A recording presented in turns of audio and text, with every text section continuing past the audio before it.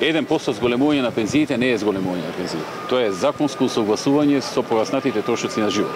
Значи СДСМ не ги зголемува пензиите, туку го спроведува законот, бидејќи секоја година пензиите мора да се согласат со зголемените трошоци на живот. Зголемување на пензиите е тоа што ние го правевме речиси секоја година. 5%. 5% добиваа зголемување во просек. Тоа го направивме потоа да биде 670 денари, за да тие со помали пензии земат повеќе, тие со поголеми нешто помалку, затоа што беа во многу лоша состојба тие со помали пензии.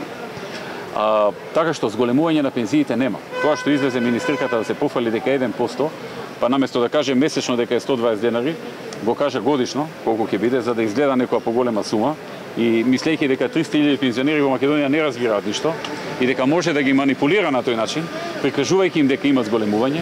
Тоа е една голема манипулација која што уште првиот ден, првите 5 минути пензионерите ја сватија.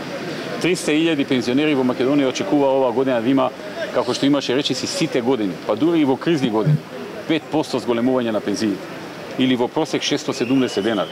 Како што лани во ноември имавме за секој од 300.000 пензионери зголемување 670 денари.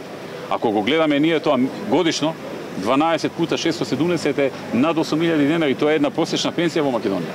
Значи секој пензионер со 5% зголемување на пензиите взимаше една плюс просечна пензија во Македонија. Тоа е зголемување на пензиите. А не тоа што вие по закон што мора да го направите 1%, да си го прикажете како зголемување на пензиите. Тоа пензионерите го разбираат и тоа ќе го казнат наследниците.